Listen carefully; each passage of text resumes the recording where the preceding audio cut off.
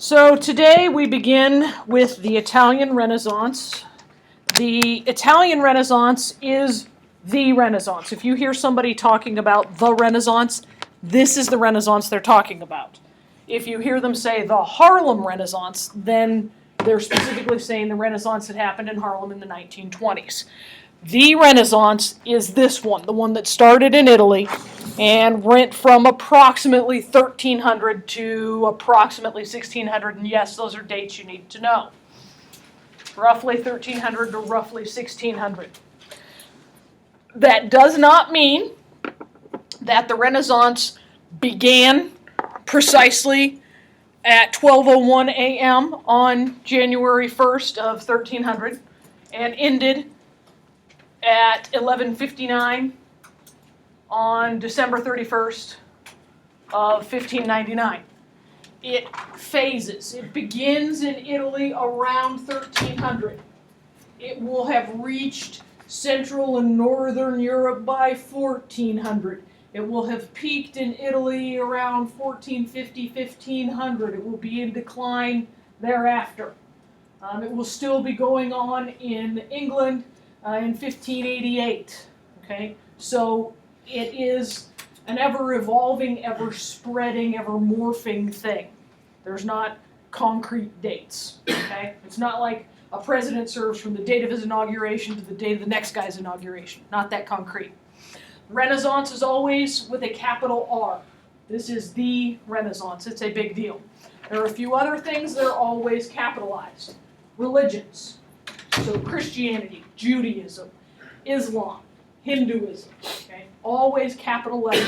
The people who practice those religions also capitalized. Christians, Jews, Muslims, and their holy books always capitalized. Bible, Quran, Torah, always capitalized. And the person all of them are worshiping, God, capital G. If we're talking about Hinduism, Buddha, capital B. Okay? Don't screw that up.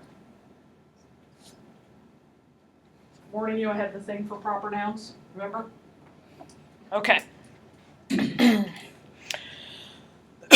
So the Renaissance starts in Italy. Where to stand to stay out of the way. Is that good for you, Steph? Yeah. Okay. The Renaissance starts in Italy. If you had to pick a specific spot within Italy that it begins, you would be closest to choose Florence up here in the north. And that has a lot to do with the ruling family in Florence, the very, very wealthy de' Medici family. You should already have them in your notes.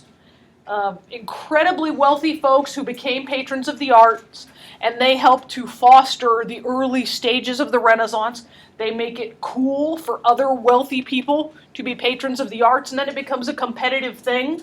Kind of like who can own the most pairs of Bruno Magli shoes and Prada handbags. Back then, it's who can sponsor the most broad variety of Renaissance artists. Okay? Renaissance means rebirth. And I recognize this font is too small. I will not do that again. This lecture was built brand new for you guys this year. Rebirth. So what is it a rebirth of? Rebirth of interest in the arts. Vision, did you have something different? Arts? Okay. They're more curious about discovering new things and like looking back at old things. Yeah, let's look back at what we used to know and get reacquainted with that and then maybe build on it. What else, Joe? The interest in architecture. Architecture, for sure. For sure. It's basically a rebirth of interest in everything. We're emerging from that dismal, awful period of the Middle Ages. We're moving forward. Instead of just surviving day to day to hope for salvation in the afterlife, the concept of humanism arises. And humanism is an interest in doing things that make life here on earth worth living while we're here on earth. Remember, everything we've done during the Middle Ages has been about making it to heaven after death. And humanists, individuals who believe in humanism, humanists come out and they say, hey, living a crummy life here on Earth doesn't necessarily have to be the way it is. We could maybe not be so miserable and still make it to heaven after death. So let's give that a shot. And so, Petrarch is a Florentine poet. What does Florentine mean? From Florence. Okay? If you were a Papillionite or a Levistan, you're a Florentine. You're of that city. He's a poet. Now, what do you think of when you think poetry? Poems. Rhyming, maybe, right? Limericks are a form of poetry. He's definitely not writing limericks. Okay? Nothing about Once Was a Girl from Nantucket. Okay? He is writing poems about the beauty of the world, about the human experience. He's giving people an opportunity to think about something beyond their everyday existence. Now, when we look at this painting of Petrarch, and this is an uncommon thing, because before the Renaissance, people didn't get portraits painted. Monarchs, rulers did, but people, just ordinary dudes like Petrarch, didn't get portraits painted. So this is very early Renaissance. What can we tell about Petrarch the person? I don't have a pack of dogs waiting to sick on you if you're wrong. Steph? He's like pensive. He's just like looking out. He's looking out. He's not particularly happy right now. It's not like Smile for the Birdie. So click, right? Okay. He looks like he might have some money because he has red clothes and we don't know. Mackenzie says he might have some money because he's wearing red clothes and that dye costs money. You're absolutely right, and here's the other way we can tell. He's got a lot of fabric on. He has leggings on underneath this, we're sure, and there's actually an underblouse under this cloak. He's wearing a lot of excessive fabric, and that's a way of showing off, saying, hey, I've got money to burn because I can afford fabric that I don't have to have. Okay? What else? Got himself some boots. And what is this? A book. That tells us two things about him. One, it tells us his profession. Two, he owns a book. That tells us two additional things about him. He's wealthy, and He's literate. yes, he's literate. Now we know he's literate because he's writing poems, but only literate, very well-educated people own a book. How do we know that owning a book makes him wealthy? How were books made at this point in time? By hand. Every page, every character copied by hand. Letter by letter. No whiteout. So you get to the end of that page and you make a goof, the whole page goes in the trash heap and you start over. The books are made out of parchment. They're hand sewn together. Incredibly valuable pieces. Okay? All right, we're going to come back to this style of art in a little bit and talk about him. But do you notice anything odd about the painting? Matt? Like in the night sky or something. Well, there's not much background going on there, for sure. His left leg, it's pointed at it's pointed at kind of a strange angle. Yeah, he's the whole thing is a little weird. I mean, his arm's clearly out, but is it in front of him or is it sideways? And when I turn my head to the side, you can't see my right eye, and yet you can see his right eye. So it's like his whole head is smooshed, and there's weird things going on artistically here. This is the very beginning of the Renaissance and some of the changes that take place where they try to begin showing depth again in painting. Okay. All right. Causes of the Renaissance. There's two things you're going to have to pay attention to in this little section of lecture. Why did the Renaissance start in Italy? And why did the Renaissance start at all? So if you know why the Renaissance started, then you also have to know why it started in Italy. Okay, those two things. And you're doing a very good job jotting that down, because if I'm making a point of telling you this is a list of things you need to know, chances are it could end up on the quiz or on the test in the form of a short answer or an essay. Dun, dun, dun. Now, when a slide comes up here and I pop things up, if I were to have goofed, as I had earlier in the day, and had all of my bullet points come up, it is not a race to the end. I will not do that to you. Write things down one at a time as I talk about them. If I pop all those things up here and you spend the first 3 minutes I'm talking about this slide writing everything down because you're worried that I'm going to beat you to the end, then you don't hear anything that falls out of my mouth about the first things, right? And so they are meaningless sets of words after a bullet point. Agreed? I'm not that teacher. I'm not going to do that to you. The kinds of PowerPoints I put up here are the kinds of PowerPoints you're going to see in college and in your AP classes where there's not a lot of detail. You have to fill in the detail by listening to the lecture. Okay? I'm trying to train you. So play along. All right, the fall of Jerusalem, First Crusade. This picture is an actual pre-Renaissance painting of the fall of Jerusalem. Remember the one crusade that was successful, where they captured Jerusalem? And then we talk about the fall of Jerusalem because what happened when these guys came home? The Muslims took it back again, right? Okay. So the fall of Jerusalem contributes to the Renaissance starting. Here is a painting of the siege of Jerusalem. See again the odd way that the art is done. Everything's all flat. Looks like it's out of an old Tom and Jerry or Roadrunner cartoon where somebody got run over by a steamroller and then is doing the paper thing. Tell me you guys never watched Cartoon Network to see any of those? Oh, that's so sad. Your poor, poor generation. You have missed out. All right, the fall of Constantinople.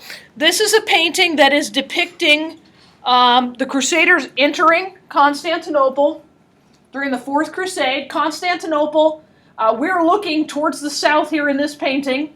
The water here would be the Straits of Bosphorus. Here are the Crusaders on their Venetian ships sailing to the south. You can see Constantinople on the hill. This is early Renaissance. There's a little bit of depth.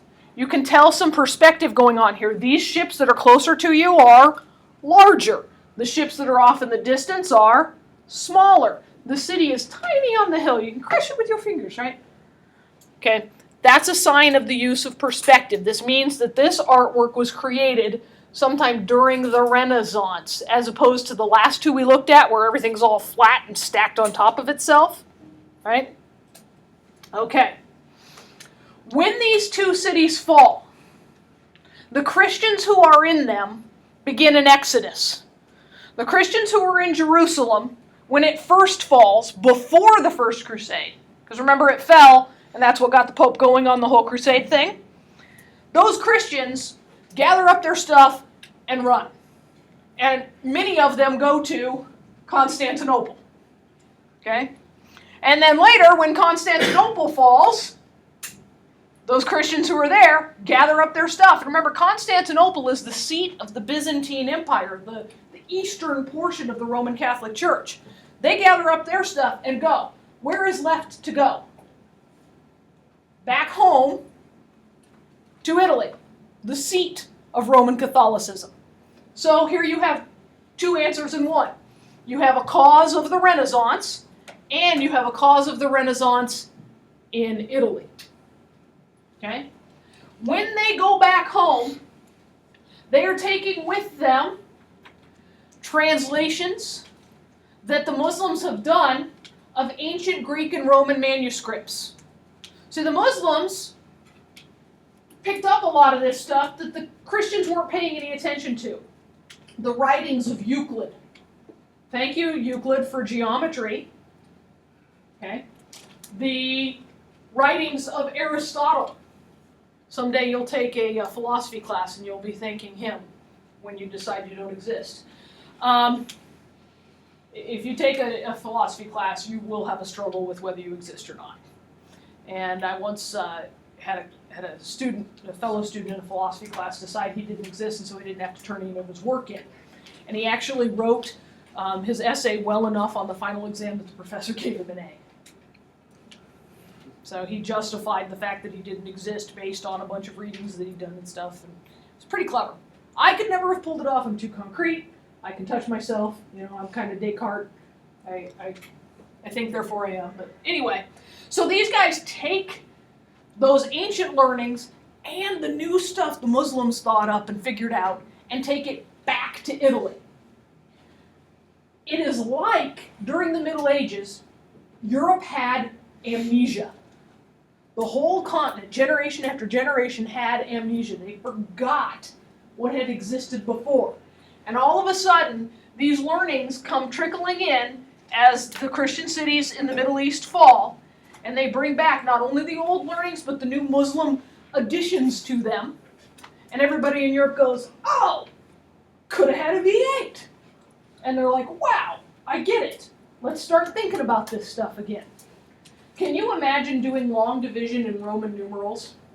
Because without this, you'd be doing that. And you're sitting there going, I can't even tell time in Roman numerals. I can't imagine long division. Every time I have the Super Bowl logo up, I have to get out of my fingers. And which way do I subtract? And, yeah. All right, the plague.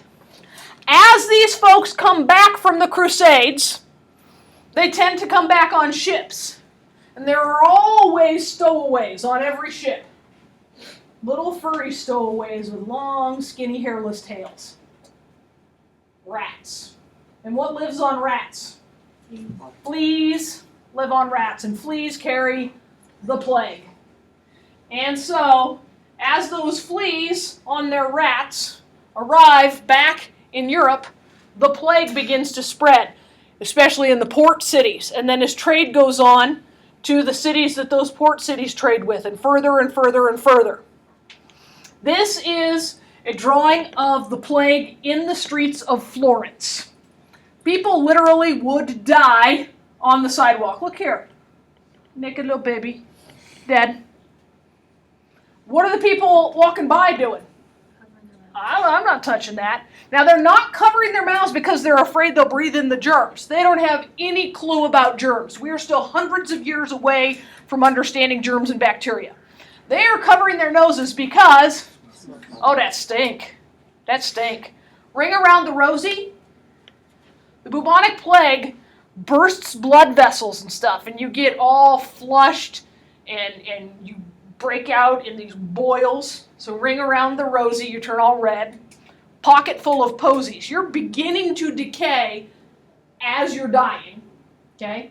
Pocket full of posies. Posies are pretty aromatic. You're trying to kill the stench of yourself dying. Okay? Ashes, ashes.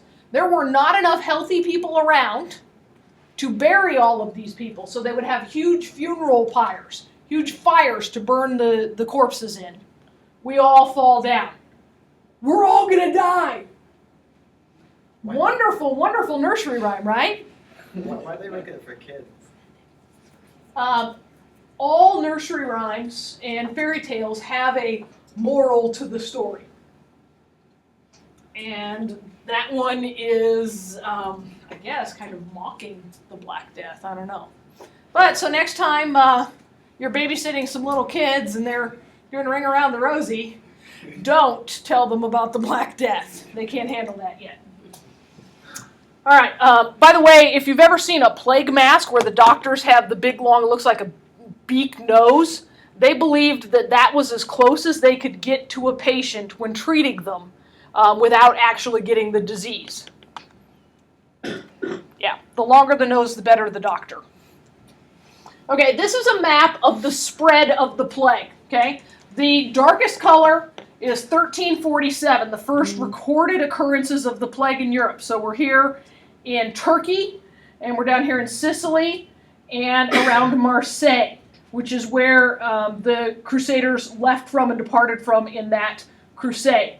Then we get the middle of the next year, In 1 year, we go from these few spots to all of this orange. That's pretty rapid spread, huh? The plague does not mess around. It was a warm year. The fleas didn't die in the cold winter. So then we get early in 1849, next spread, that kind of middle orange. Then late that same year, so through the summer, almost all of England now, gets clear up into Scandinavia in 1850. Okay. And really minor outbreaks here in Central Europe. That'd be Eastern Germany, Poland, Northern Czech Republic today. Okay? Pretty awful. Now, why does this matter? 1000, kind of the start of the Middle Ages. 1300, beginning of the Renaissance. Boom, Black Death hits. And look at that drop. What percentage of the population, roughly? 25 to 30% of the population of Europe. Gone. Within the matter of a few years. That is huge. Huge. And look how long it takes it to get built back up. Okay? If this is a feudal fiefdom right here, all of these people just died in the Black Death. This whole half of the classroom just died. And look at all of the open plats of land now for you guys to take over. Because as the Lord of the Manor, I want this land to be productive. Well, guess what you can do when you can work more land? You can actually make a little money to put some aside. And with that, you could eventually free yourself, and you're going to be able to move to the city.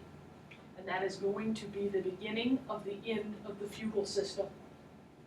So the plague and the population shift will result in people migrating within Europe from the rural areas to the cities. And it changes the European economy virtually overnight, when we're talking in time spans of hundreds of years, virtually overnight, and helps to bring about the Renaissance. Because ideas exchange not by written word in this time period, but by word of mouth.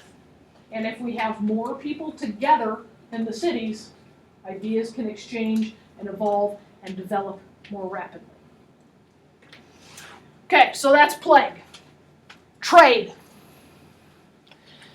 The fall of Jerusalem, the fall of Constantinople, the Crusades, all of this puts Europeans in contact with stuff they hadn't known about. And now they want the spices, they want the silks, they want the perfumes. They want the stuff that they haven't had. And so trade develops. And with trade will come exchange of ideas, exposure to new concepts. Trade will contribute more to the growth of city-states. So plague comes from the fall of the cities in the Crusades. Plague helps develop city-states. Trade helps fuel the growth of those city-states, makes the city-states incredibly wealthy. Okay? In 1000, this is a rough map of the territory that is Italy. Look at all of the different divisions that exist here. Right? 1000.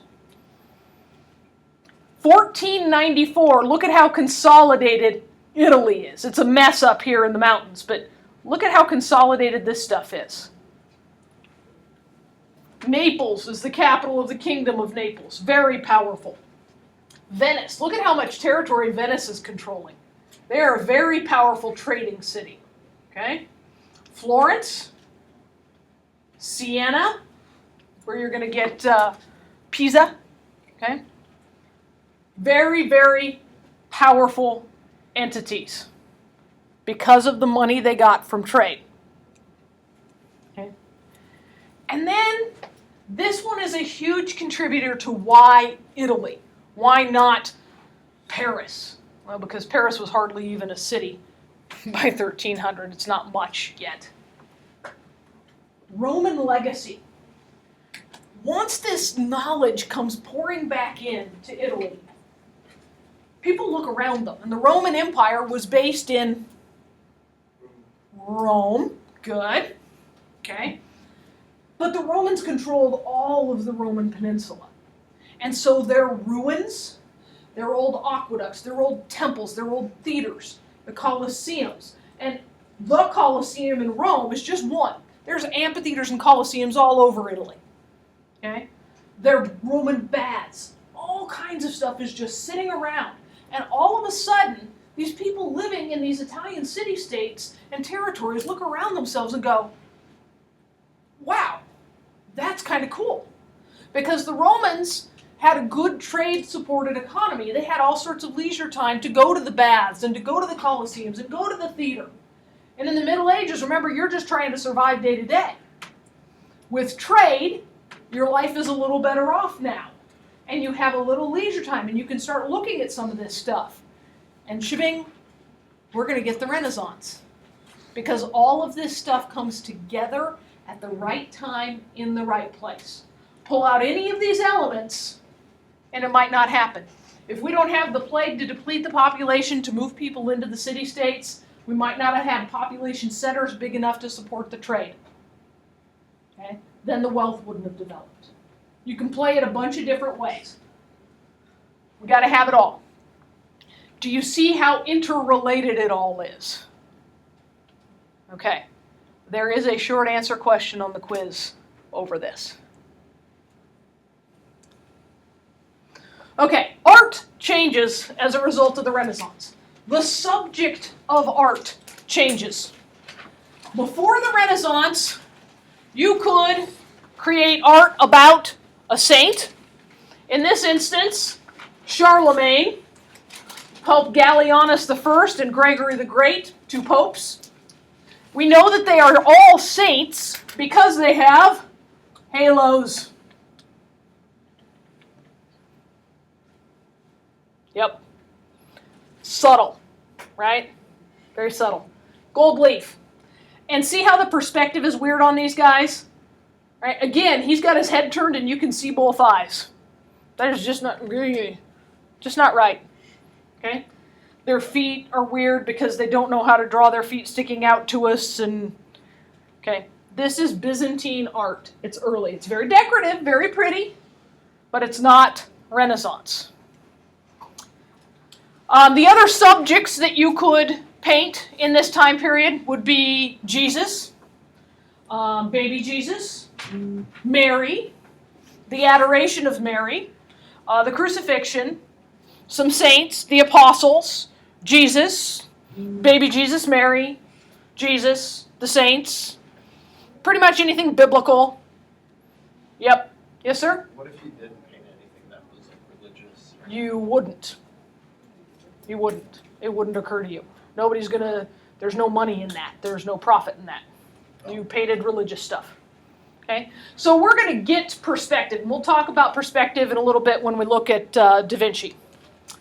All right, architecture. Changes in architecture are huge. Alberti is one of the first Renaissance architects. Now this is a very Romanesque, not Renaissance church that he designed. But what I want you to look at here, don't worry so much about Alberti, but look right here in the center. What is this building made out of?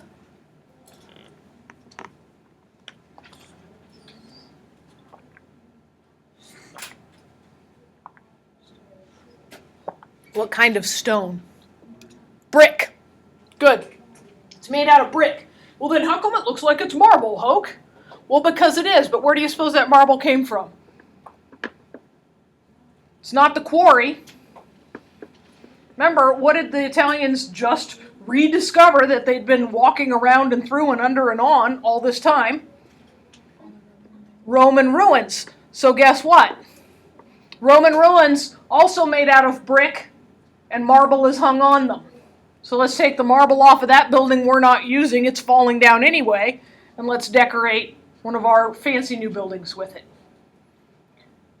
We did not come up with the concept of recycling, guys. Been going on a long time. Okay, this is the ultimate repurposing. Most important architect of the Renaissance, I'll argue, others may differ, Brunelleschi. You should already have him down in your notes, right?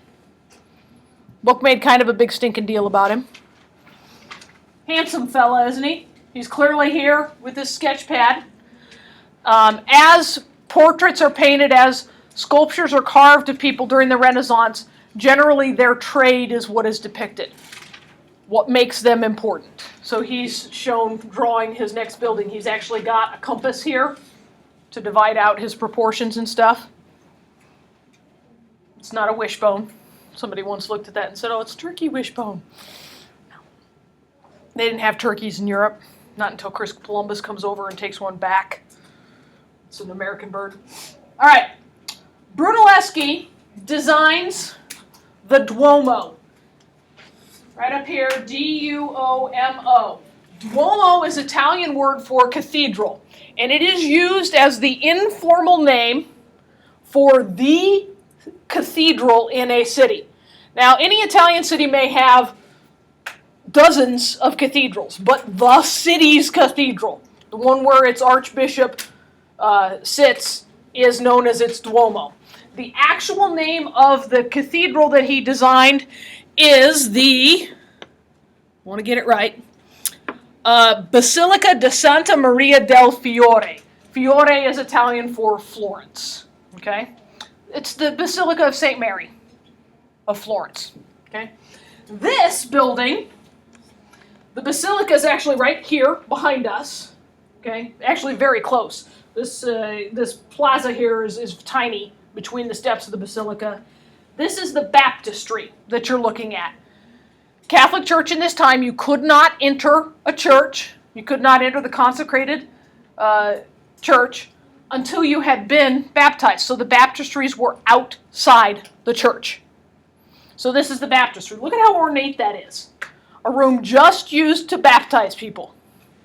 You go inside, full of beautiful gold leaf art and stuff. The doors to the baptistry, huge contest for the sculptor to sculpt them. The doors are so valuable, they're actually in a museum in Florence, and there's replicas on the building. Turn around, you can see right here the roof line of the baptistry. Okay? You can't even stand in front of the baptistry and get a decent picture of the facade of the basilica. Okay? You have to stand off to the side. This is the facade of the Basilica di Santa Maria del Fiore, the Duomo in Florence. Bunch of different colors of marble: green, gray, black, rose, white. Okay? Incredibly expensive. In this time period, your basilica, your cathedral in town, is your billboard about how prosperous your city is. It's what draws merchants to town. It's what draws people to town. Here's the inside. Pretty plain. The de Medicis and other wealthy merchants in Florence put up the money to build this. And they spent so much money making the exterior so impressive, they hardly had anything left over for the interior. Now the floor is mosaic. Everything was mosaic then. But the rest is just kind of plaster and bare stone. They ran out of money.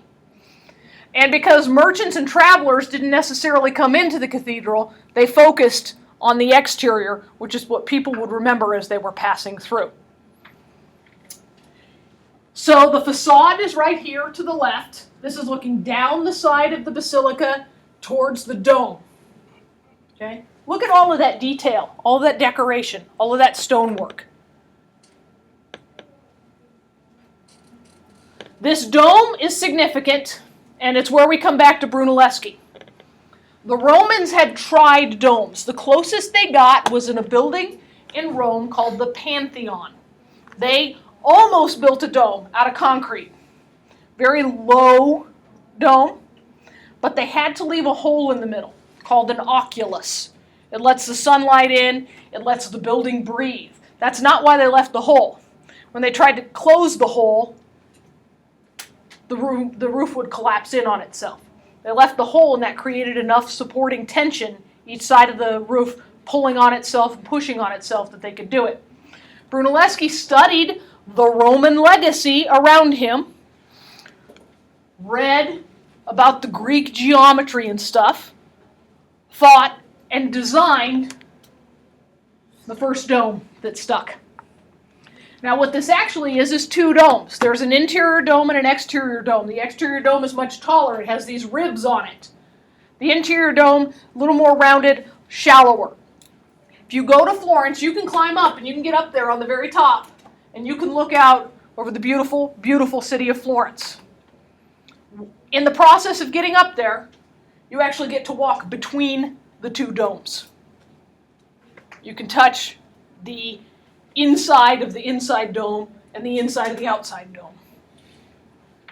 Yes, sir? Has this dome ever been like remade or? No, this is the original dome. They've repaired the terracotta covering on it and stuff. That's what I meant, like, But despite the fact that it's in an earthquake zone, it is as Brunelleschi built it. It's that stable and that good.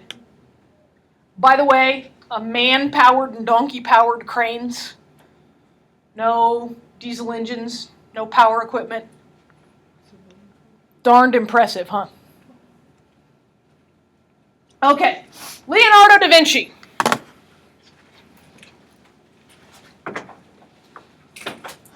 This is a fresco. It is not a painting. There is a difference. A fresco is when paints are applied to wet plaster. We don't use plaster much today. Think drywall compound, spackle. Okay, anybody ever seen somebody patching a hole at home? Okay, spread that over a chunk of the wall and then paint into it while it's wet. So that when the plaster dries and the paint dries, the painting is not on the wall, it is of the wall. It is the wall. Okay? Nobody can ever sell The Last Supper and send it on tour around the world. You got to go to the church in northern Italy to see it.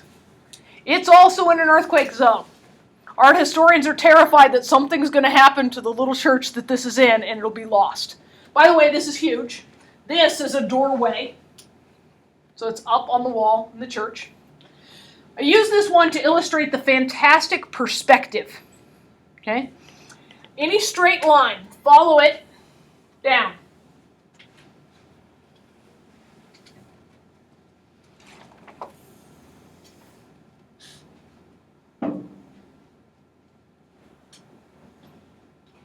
Okay? Perspective is where the lines will all converge in one point. It doesn't have to be the center. It is the center on this one because what's the most important thing in the painting? Jesus. Okay? But look at the difference in this painting and the ones we looked at earlier. It's got color, but it's got more vibrant color, different colors, right? The depth. Perspective creates the illusion of a third dimension in painting.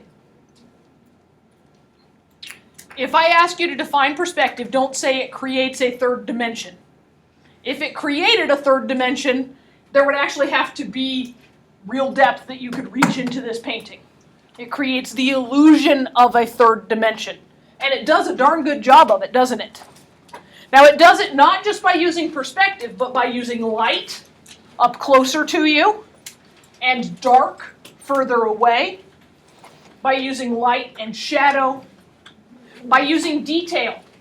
This picture is blown out, but if you're actually there, you can see the embroidery on the tablecloth. But you can't pick out individual trees in the background. Okay? You can see the detail of the food on the plate, but you can't tell what the difference between river and ground is in the background. So it's in selecting what to highlight and what to make important. Okay? In your book, there's a picture of the Mona Lisa, right? Okay.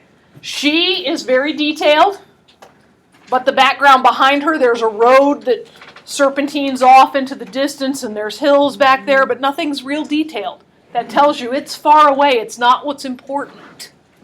Okay? If we went back to that picture of Charlemagne and the two popes, they all kind of look equally important, don't they? They've all got the gold plates. They're all the same size, all the same color. You don't know who the most important person is. It's not all that hard to figure out here, is it? Okay. I will answer questions tomorrow before the quiz if you have any, since we're out of time and the bell is just about to begin.